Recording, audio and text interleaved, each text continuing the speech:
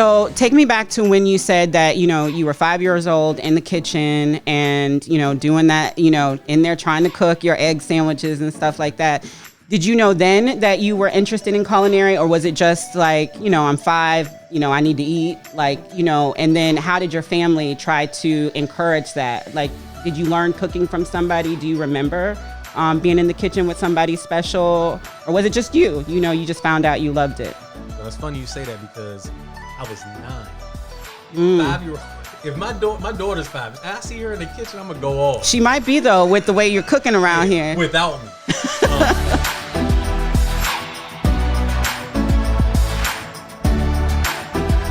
Hi, everyone. This is Christina with Roadmap Podcast. Thank you so much for joining me. We have our first guest today.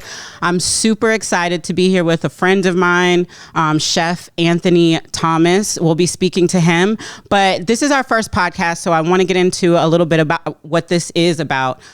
We will be talking to people who I feel have an extraordinary story. They're just ordinary people that have found a way to accomplish some things regardless of the adversities and things that they face. So please join me in welcoming Chef Anthony Thomas. Thank you for coming today. How are you? Thank you so much for having me. We've had an amazing meal upstairs. So you've cooked us some soul food. Sure did. This is our second time having him come. So tell us about what you do, who you are today. So my name is Chef Anthony Thomas. 33-year-old personal chef based out of Washington, D.C. area. I'm a 5-time author, and I offer personal chef services, catering, large events, small events, weddings, private parties.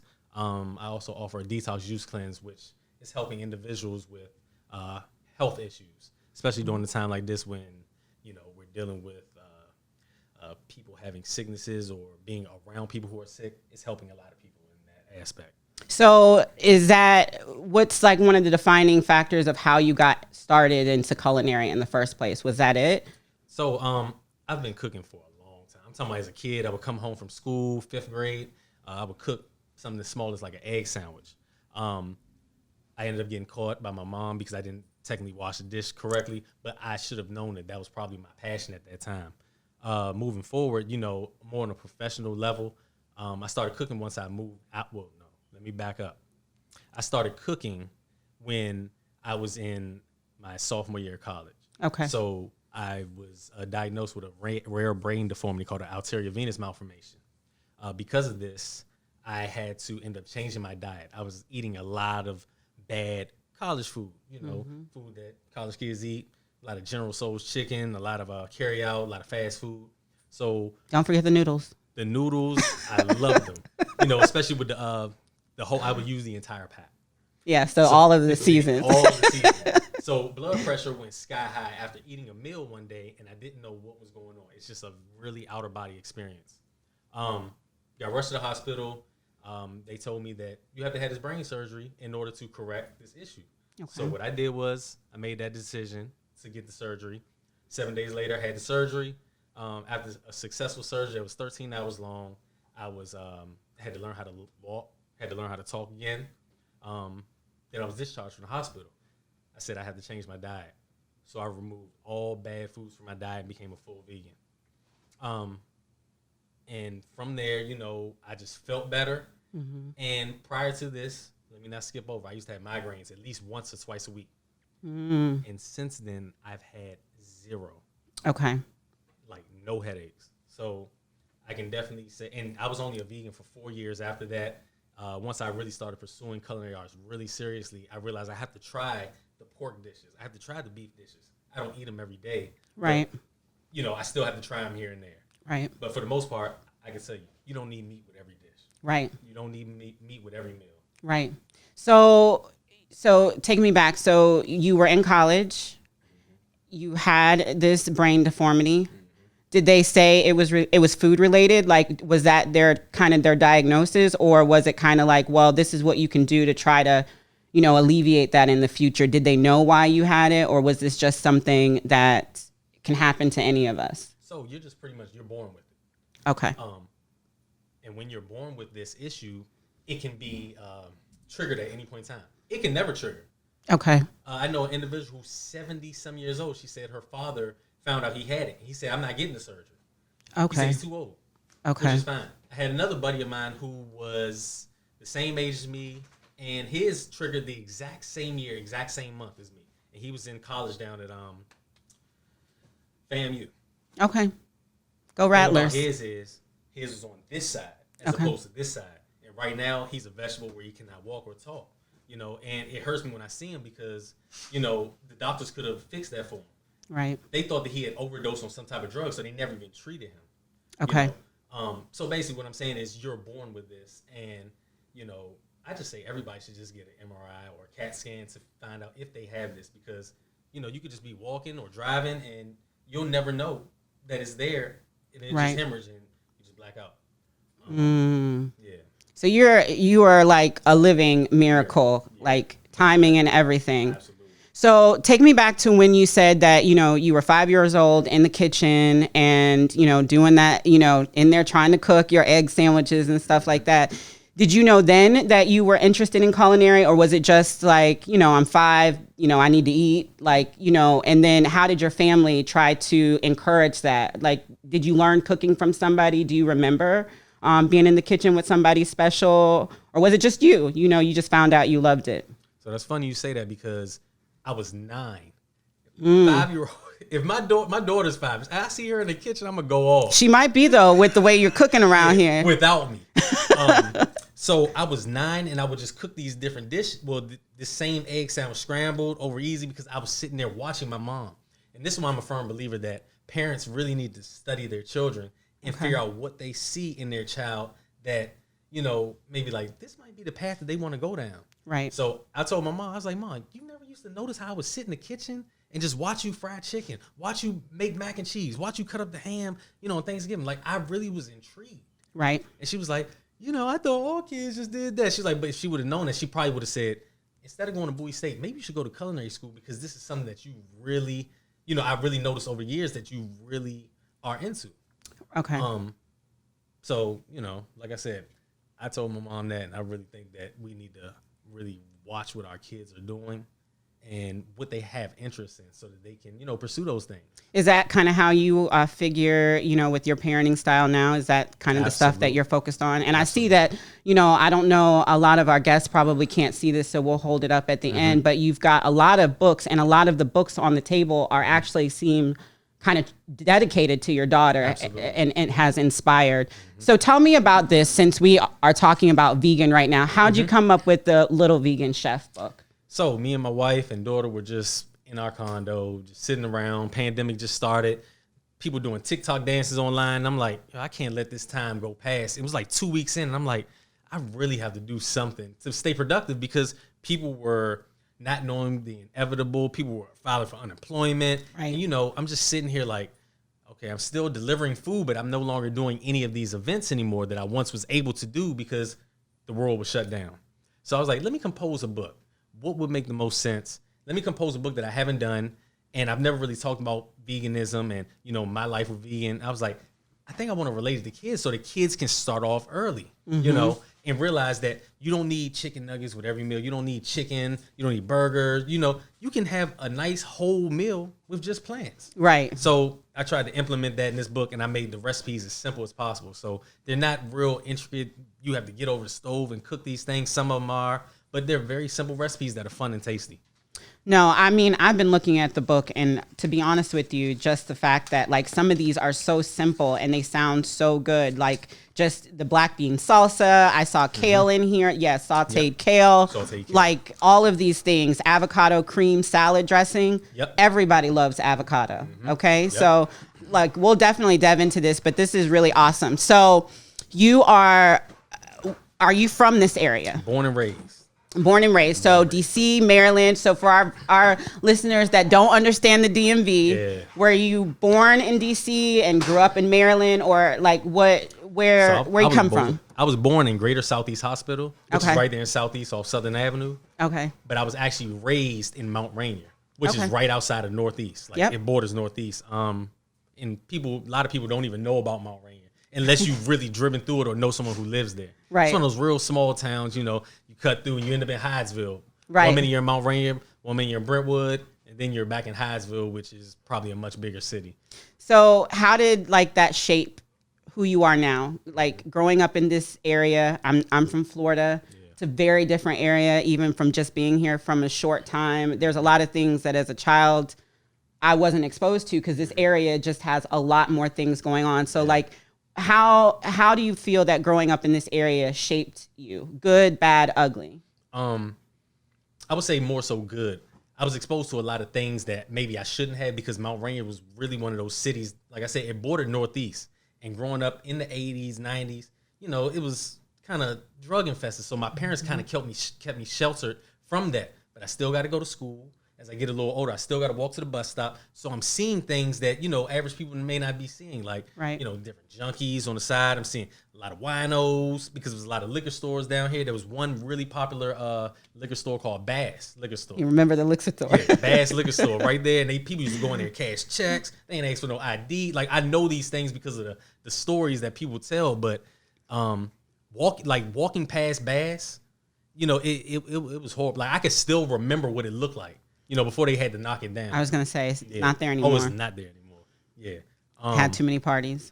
Oh, you remember it? No. Oh. I'm just saying, it's not there anymore. So it had to have some good parties. I mean, you see just going through DC, you see the history, you know, and you hear the stories. Yep. And being here now to see it, I can't imagine what people say it used to be. You know, H Street, Florida Avenue, those places are just, they say it's just different now. Oh, it's much different. And Mount Rainier is different now, but not too much different. You know, it's kind of clean, but it was really off the hook back in the day. Like I said, I appreciate my parents for sheltering me, but, you know, when I'm walking to school, I can still see these things. And the kids who I went to school with, these are their parents. These are their brothers and sisters. So if I'm going to birthday parties and I'm seeing them, you know, or, you know, I'm seeing their homes and I'm seeing the people that are there and I'm like exposed to this, even though my parents trying to keep me isolated from it, you know, it was different. So I'm growing up around these people. And as I'm getting older, you know, you lose some friends, you know, and I'm like, I'm not understanding like why individuals are dying and getting killed over here. So I can say I truly do appreciate my parents for, you know, kind of keeping me, you know, to the side and, you know, keeping me inside and only let me stay out till the street lights came on. I knew I had to get back in the house and whatnot. So do you, like a lot of those kids that you talk about, do you see a difference in your lives? Like the ones that are still living, like, can you see, you know, that, you know, you went this way and maybe they went that way? How's that? Yeah. Because even though we grew up in the same city, we still had a different household structure. So I look at some of the guys, a lot of the guys, few of them got deported back because they weren't citizens. Of course, many of them died. They were killed. Some of them, you know, they just working class, and they still live around there. Right. And, you know, some of them got away, but got out of the neighborhood, you know, and, you know, it's good to see that they're still alive, but, you know, they just didn't really do and aren't doing much. Right. But I'm just happy just to see them alive because, you know, there was a chance that you may have ended up, or I could have ended up like one of those guys.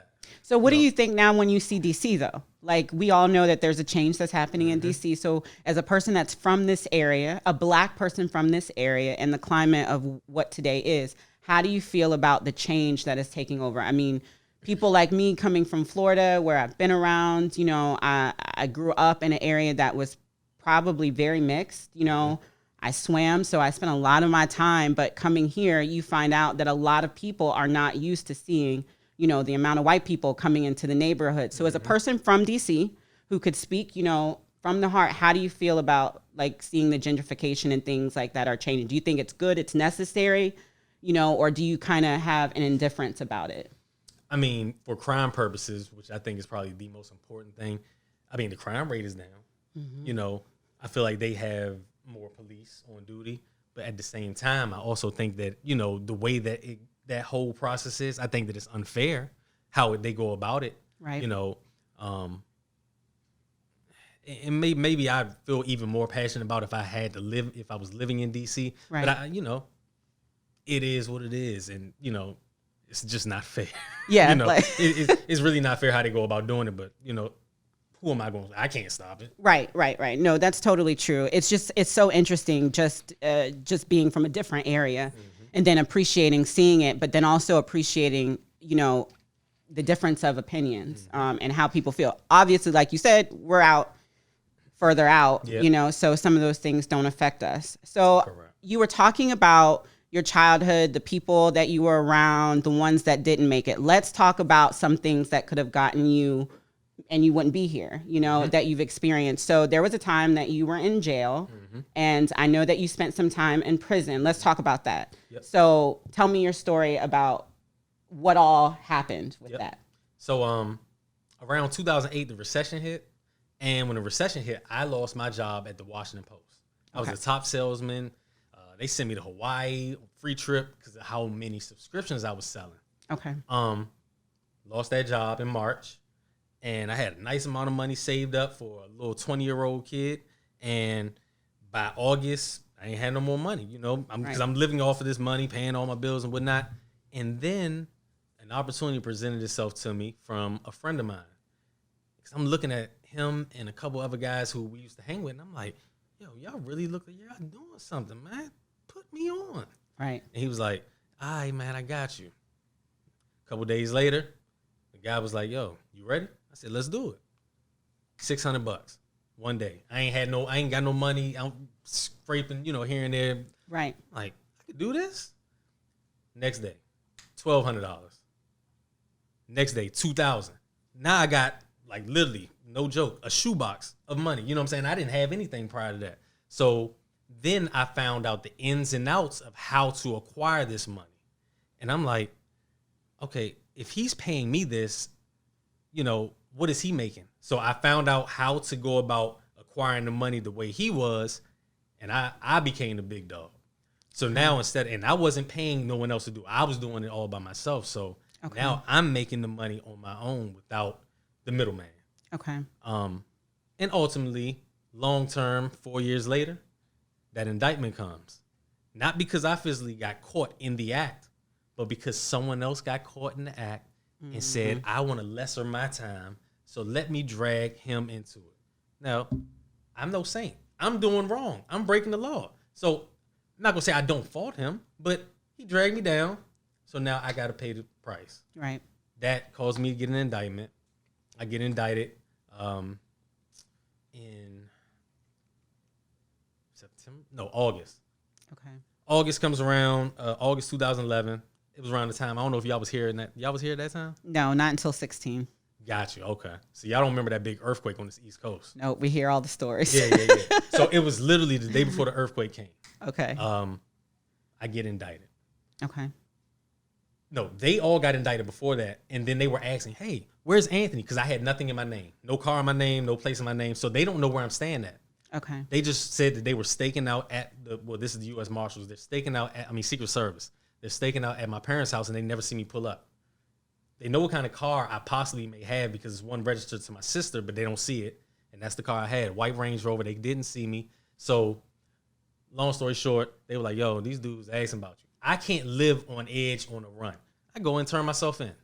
Okay. Turn myself in, and they're all out on like federal charges. Normally keep you in, but when it's a white collar crime, they sometimes tend to let you out.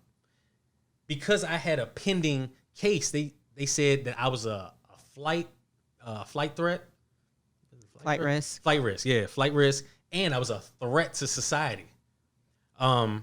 Now, what you were doing was nonviolent. Nonviolent. Okay. Mm-hmm. And because of this, they held me in here. They wouldn't let me out. I had long dreads when I'm in here, and I'm thinking, and none of the other co-defendants had hair. Okay. So I guess I looked like a thug. Mm-hmm. So, funny story. October comes up, and I have a bail hearing. So I'm already been in here for 2 months. I said, let me cut my hair. And I never wanted to part ways with my dreadlock. Like, those were my thing. Right. I cut my hair. I go in for a bail hearing. My attorney says, Mr. Trenga, Honorable Trenga, will you let Mr. Thomas out on home confinement? He said, yeah, but where is he going to go? He was like, I think he can go to his mother's house, pending sentencing. And he was like, where's his mother at? Mother's sitting right here. She was like, yeah, he can come with me. He said, okay, go pack your stuff. I get back to the unit. I get to leave. The whole point I'm trying to make is because I cut my hair, because I went up for 4 bail hearings and got denied 4 times. Same judge. I go in front of the same judge with a low cut, and now I'm able to get out. It's kind of ironic, but they let me out. So now I'm sitting at home with my mom and a little bit of money and pending going to prison. Mentally, it starts messing with you. I started drinking a lot, just like, I don't know what I'm about to, how much time I'm going to get. The charge held 9.5 years. So finally going for sentencing. They enhanced me because I had previous traffic offenses. So there's categories 1 through 6. 1 meaning you've never been in trouble before. 6 meaning you've been breaking the law since you were 3. Okay. Right? So they put me in category 3, which is halfway there. Right. But my attorney said to the judge, he was like, he's only in category 3 because driving on suspendeds, he has a bunch of driving on suspendeds and seatbelt tickets and whatnot. That's what enhanced me. Yeah. He said, can you move him back to category 1 because everything's traffic related? He said, sure. So I get sentenced to 32 months as opposed to that category almost had me at like 70 some months. Okay. Just because of a bunch of traffic offenses. I go in, out of the 32 months, I do 24 straight, come out halfway hours. During that time period, me and my wife kind of, we were already friends prior to. She wrote me, and we had been kicking it. Mm-hmm. Months later, about 6-7 months later, we got married. And I'm still trying to transition back into society. But I'm kind of, institutionalized. Because I had only been there, 24 months. But once this becomes your routine, you don't know how to really get out of this routine of wake up, do this, do this, do this, do this. Now I got to acquire money. I don't know how to do it, but I know that it's not going to be by breaking the law, and it's going to be by catering and offering my personal chef services. So when I get out, I build a website, chefanthonyevents.com, which is the same website I still use to this day.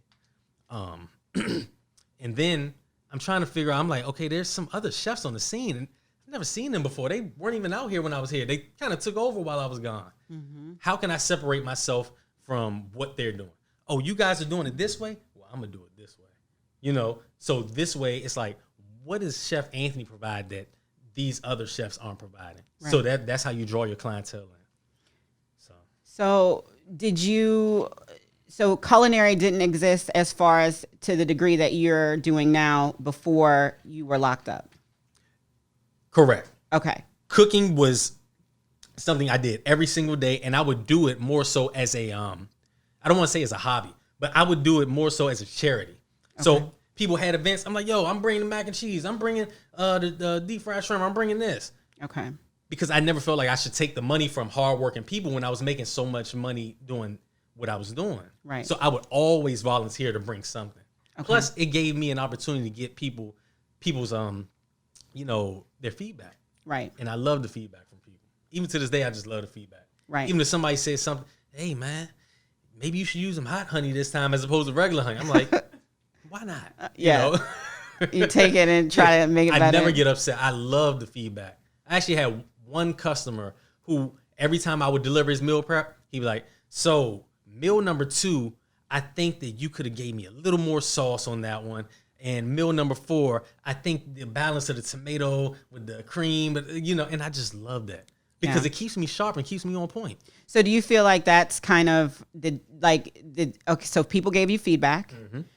and so you take the feedback before, and then you start doing this afterwards. Yep. And so do you feel like when you're getting this feedback from people and you receive it, that's also what's kind of helped make you so successful in cooking? Absolutely. So do you think that as it relates to that, a lot of times Black businesses get a lot of slack. We messed up one time and it's mm-hmm. like, oh, that's a Black business. Yep. That's the mm-hmm. first thing you hear. What would you say to Black businesses that, are doing something and, they're, whatever they specialize in, and when somebody says something negative or, says something about what they're doing and says it needs improvement, what do you think that, businesses out there, what's the one thing that you would, tell them as it relates to feedback, like how to receive it, not take it personal, but try to start listening to your customers also so that we can continue to build Black economics?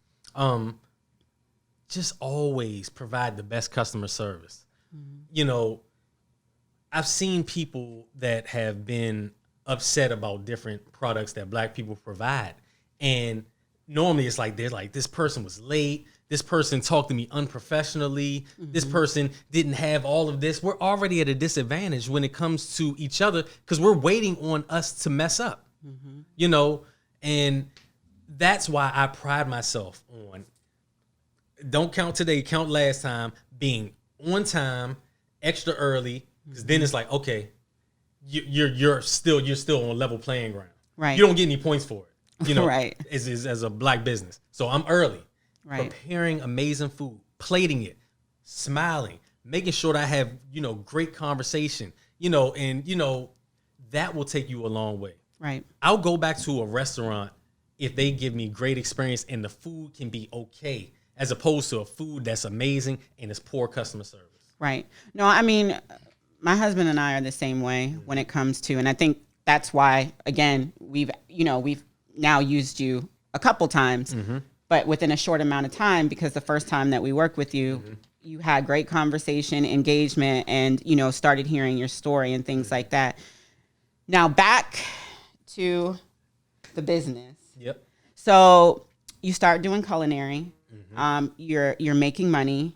Are you on probation at this time, or are you free completely? I'm on probation, and I don't have my driver's license because my driver's license was suspended for something prior to. So I'm working on getting my driver's license. So I'm driving to and from events illegally.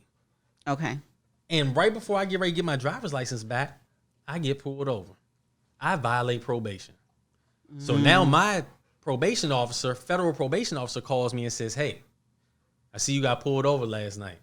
I got to put you back in front of the judge." This right there could set me back and give me the 3 years of the probation started all over, or finish it off.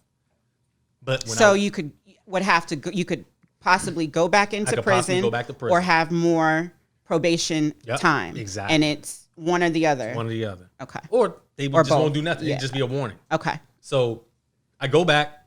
They just extend the probation for another 6 months, and I'm willing to take that. But I'm like, I can no longer drive to these events because now I don't feel safe. Right. When I see a police officer, now I'm getting nervous, at this time. So ultimately, I got my driver's license back that following year, and I'm good to go. Okay. But it's really, you're really at a disadvantage as a Black person behind the wheel, driving the car illegally, because you can't even talk. You won't be able to talk your way out of that. Right. Maybe a woman may be able to say, "Oh, I didn't know my license was suspended." And they be like, "Well, go get it checked." Yeah. For me, it's like, you're automatically lying, and we don't believe what you're saying. So it's kind of how we're depicted in the media. So do you feel that, this area's kind of had a mixture, like when I first moved here, I was kind of like, oh, it's so nice to see, we can protest and do different things, and the cops downtown in DC, they're just kind of there. It's not what you see on TV when it comes to different things. Do you feel like this area, and I've heard horror stories, like we used to live in Virginia, people are like, don't go to Virginia because they'll get you.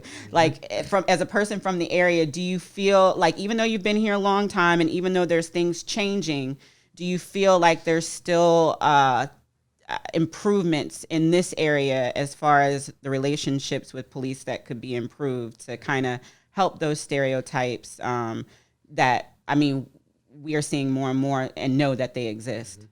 Well, I'm kind of biased, and it's kind of hard for me to see it because I was treated very poorly by PG police officers. But then again, not giving them a pass, I did have dreadlocks, so it made them probably automatically think that I was up to no good. Now, I've been pulled over by police, and, they talk to me very respectfully. And I don't know if it's because I talk back to them how they want to be spoken to, but, I don't have the same issues I once had. But I could say it's always room for improvement, Right. I feel like the police department overall, Virginia's a whole nother ball game. They operate on a whole different wavelength. Montgomery County, police officers operate on a whole different wavelength. We've heard. Anne Arundel County operates on a whole different wavelength. Right. Like, so I try to stay away from those areas, just because things could go left. Right. Even being, a model citizen. They don't operate how PG does. PG has much more African Americans on their police force. Right. So yeah, that's true. That's definitely true. So do you all this happens to you, you get your license back. What then changes your trajectory? Like, what makes you like, I'm going to focus on food. I'm staying out of trouble. I think you've mentioned you were married at this time. Did you have your child yet? Yeah. Okay. So your wife's taking you to all these events. Tell me about that. So it was my wife and my mother-in-law. Okay. So between them, they would get me to these events. They'd pick me back up from these events just to make sure that I was kind of, getting out there, getting my name out there, getting the events under my belt and getting that experience. And this is during the process of me getting my driver's license back. Okay. So for about 2 years straight, I had to basically get rides to my events. And I also had to space out how I would get them done so that I didn't burn them out, at the same time, like kind of like, oh, it's just me. They still had to have their life too. Right. So you are at this point a chef. You've gone through culinary school. Where'd you go? No, I didn't go to culinary school. I'm self-taught. Okay. Yeah. Okay. So everything is self-taught at this point. And so people are now, requesting you for events. So how, like, where did those requests come from? Was it family, friends, or word of mouth? Like, what was happening? Social media. Okay. So my events started coming in literally. I got out of the halfway house in June. I was doing events by July. Oh, wow. So just from the food I was presenting out there, and I go back and look at it all the time, I just be laughing like, my goodness, I come a long way. Just presentation, as you should. Right. And this is why I say studying and, schooling yourself, if you're not going to go to culinary school, just being able to perfect it and get better over time in evolution. Right. I take people under my wing and I'm like, you got to evolve. I see some people who don't evolve and their food still looks the same 4 years later, 5 years later. And, it's fine. I mean, as long as it's good, whatever.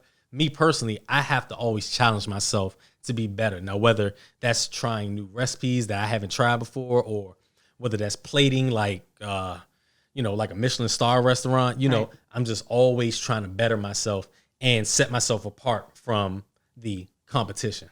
So you, at some point though, I know that in our passing, you talked about working in restaurants previously.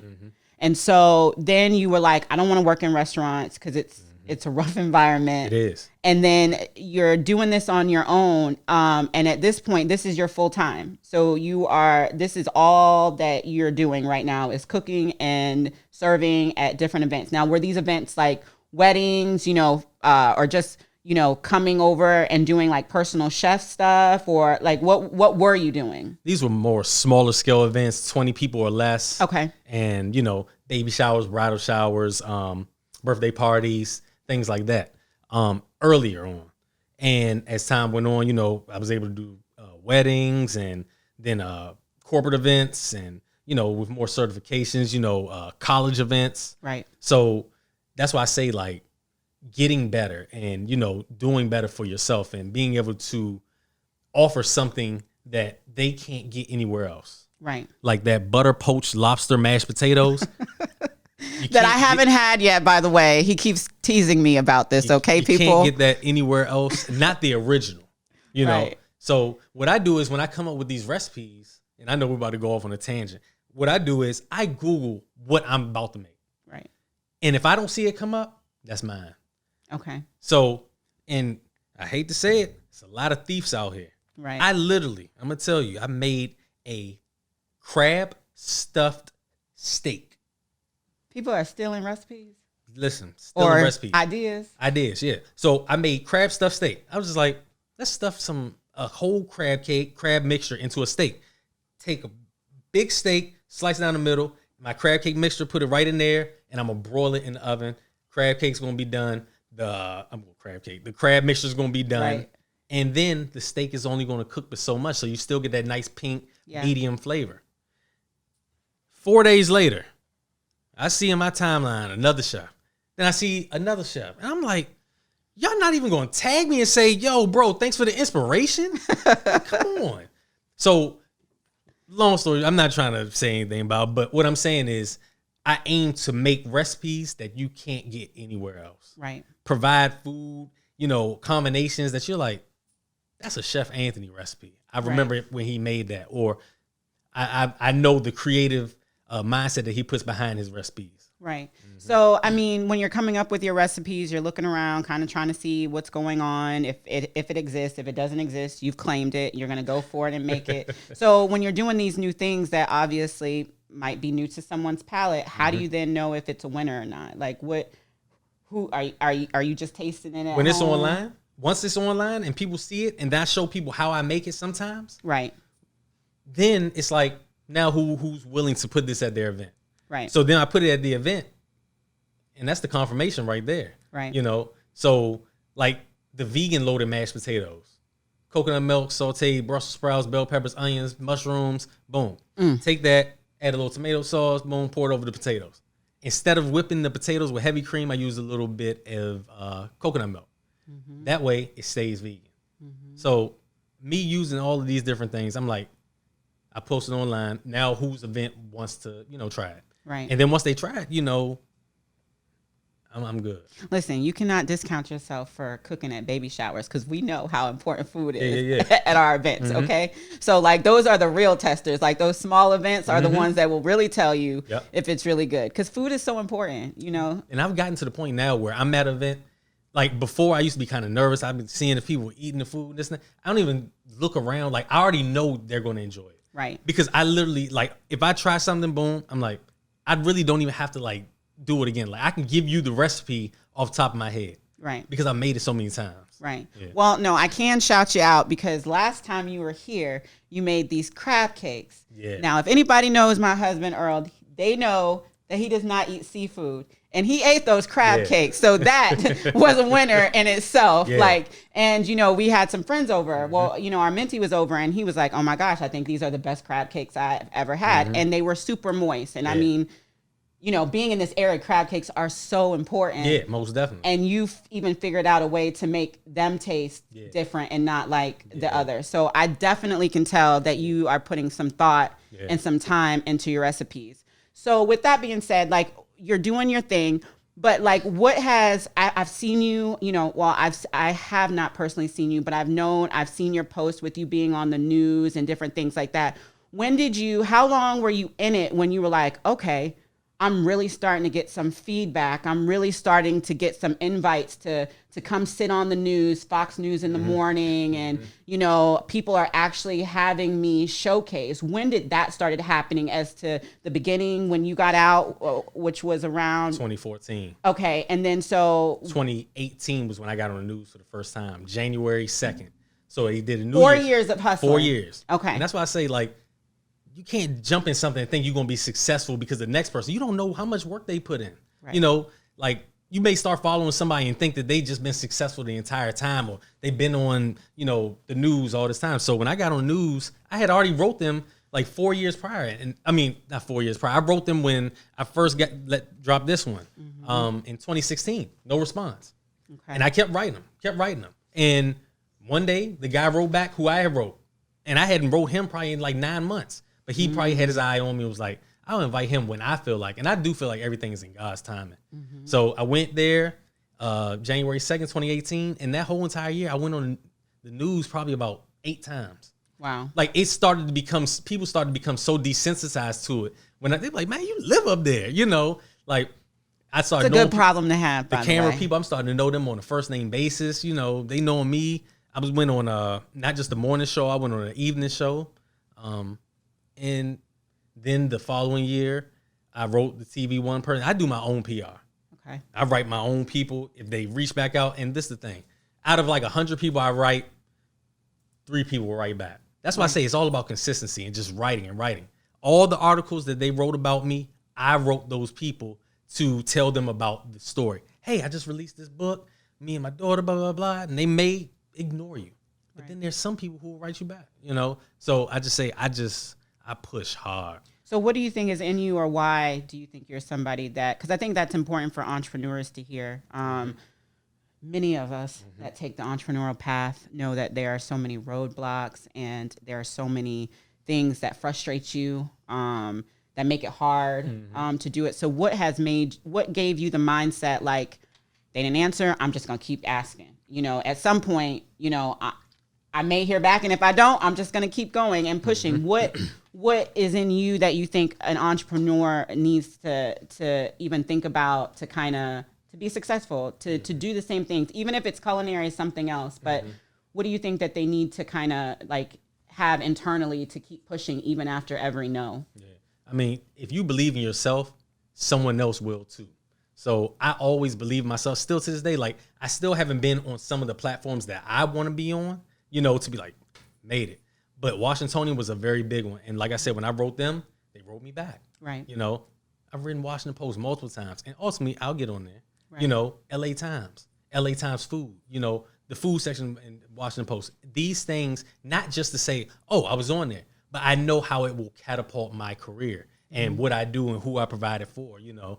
And ultimately, you know, money's cool, you know, you can always make more money. And right. I feel like those avenues will help me to get to an even more successful place. So an entrepreneur that's doing it all on their own, like you, what do you, like, what would you tell them the steps are? I know we talked about it, and you're big on entrepreneurship. I know that you believe that, you know, we all should kind of try to depend or find something that we enjoy doing. What's their first step? You know, you decide that you want to do something. What should they do? First of all, every business needs a website. It not only does it make you look more official, but people take you more serious. So until I started utilizing my website on where people can go in there, inquire, then people kind of were just like emailing me and DMing me, and, you know, those type of things could fall to the wayside. So I say, get a website first, you know, and also when it comes to the business, you have to be in it, like, to win it.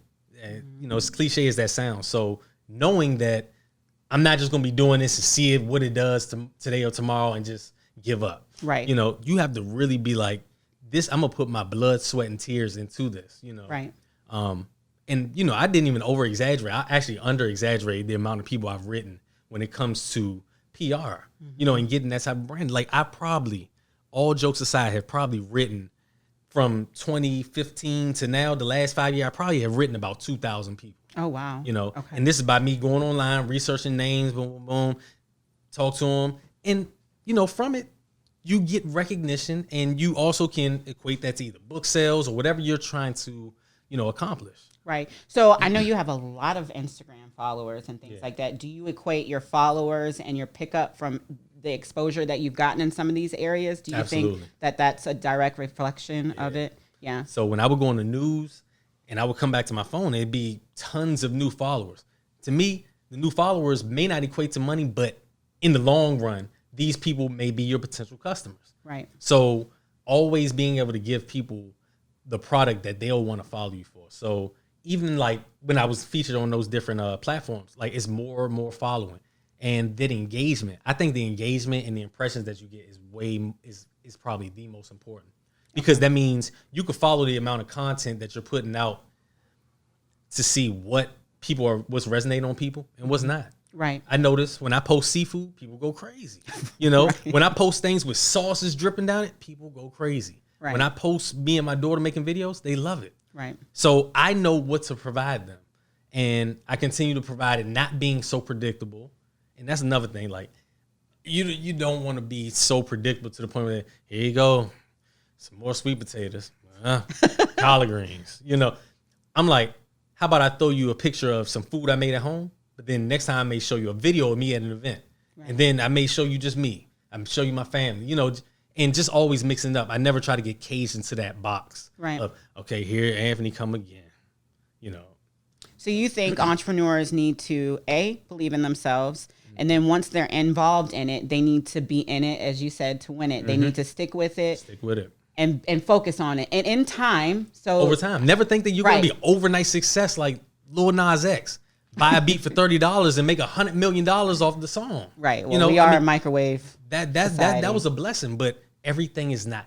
Everybody can't be like that. And that's probably one of the biggest things with entrepreneurship that happens. We kind of when things aren't moving as quickly, we want to give up. Yeah, we give up, and then we start thinking like maybe this isn't what people may or want. But it's like you said, you started to really study what was getting you the reactions that you wanted, and you focused on that area. So Correct. if I'm hearing you right, flexibility is also important. Absolutely. You may think that you're a pro in this area, but you're following the trends. The trends are telling you, I need to focus Your on trends. Yes. Not what everyone else in your Right. field is doing. Yeah. 'Cause Right. That had you set back. Exactly. Like set all the way back. So you focus primarily on being an individual. Mm-hmm. And so, and you said that before too, you don't want to do things that other chefs are doing. You want to do things that are new, unique, that you're not Always. going to see on a menu. Like I from might be the someone else. only chef who has a rap video out. Right. I mean, an actual song on Apple Music. Seriously. Like I went and bought studio time and made a rap like about one of the sayings that I was saying. Like I go to people and I deliver, Yeah. but like delivery is never free. Like I do it for a small fee. So Right. I was like, let me just make a song. Like I got bored at that moment. I made the video in like 45 minutes, but it's on Apple Music, you know? So I just try to do things like that, you know? And even other chefs, I was like, yo, you got all these recipes? Let me help you put it into a book. I try to help individuals create books because someone showed me how to make it. Right. And I never had to look back. And, you know, they could become lucrative. Right. Do you plan on writing anymore? Oh, yeah. All geared towards food or something let another else? pandemic hit. Well, Lord, we don't need any more pandemics to hit. Yeah, I'm hoping not, but you know, whenever I get just bored, I just put stuff together and I'm like, make sure that it's worthy of people, you know, and you know, it has actual good content. So let me ask you this: you have a daughter. Your wife, does she work? she does. Okay. So, and then you're focused on your entrepreneurship. What do you tell your daughter? What do you tell children that in this society, and I guess when I ask this question, I want to be really clear. I think that, you know, we spend a lot of time telling our kids, go to college, you got to get a good job. You got to, do something that usually requires some extensive degree. And there's nothing wrong with that. But I believe that we do a disservice because there are a lot of people, creatives, that don't fit in those molds. You know what I mean? Yeah. And because they're ultra creative, they don't succeed at a 9-to-5 because there's too many things boxing them in. What would you like your daughter to do? And as you're raising her and she can see both mommy working and you being an entrepreneur, how are you raising her to make those kind of decisions later on in life about her career as she's growing up? So what I'm doing is exactly what I don't think that my parents did enough of. And that's focusing in and locking in on what she likes. Okay. Because I'm like, what do I like? What do I see her doing on a regular basis? You know, what do I see her really good at? You know, and one of the things I noticed is gymnastics. She will flip through that house. We've got her mats and she'll like do handstands and, you know, and I'm like, this may be something we had to put her in after all the pandemic. So we'll put her back in because she was in it. Okay. But like she's really gotten better just since, you know, she's been out of it. Right. She also she has a crazy memory. Like she remembers everything. So like possibly being able to retain information somehow and find out which subject in school she likes. And, you know, she may be a historian. You know, you just never know. Right. So. But that's good. That's good that you are not focusing on forcing her. But and I think that comes from being a creative and understanding. So as we wrap this up, which, I could actually talk to you all night, you have great conversation. But what do you, if someone's listening and can hear your story, because the podcast is called Roadmap for a reason, we want to be able to give people a map of ways to be successful. This obviously focuses on entrepreneurship, overcoming. You've got a great story. What do you want people to take away from hearing your story? What do you want someone that is looking at you that may, even like my mentee, who's had challenges, who is an entrepreneur, but life is hard, as you stated, because especially if you got a stain on your record, it's hard to overcome. What do you want individuals that may be going through something like that may have been to prison or something like that, or then just a normal person that may not have had any issues, but they're tired of their 9 to 5. You know, the pandemic has created a lot of opportunities for people to get creative, but what do you want your story to teach people? That no matter what has transpired in your past, the only person who will really hold you back is yourself. So you have to come up with a game plan. If this is, we talking about entrepreneurs, you got to come up with a game plan as to what you want to do and plan from beginning to end. Now, you never know the end, you know, but what is your ultimate 12-month goal? Try to get it accomplished. What is your 24-month goal? Write it down. Make a vision board, something, so that you could kind of speak it into existence. And you can kind of be focused on, you know, pursuing each one of those things. Right. Like, I didn't put down write a book at the beginning of 2020.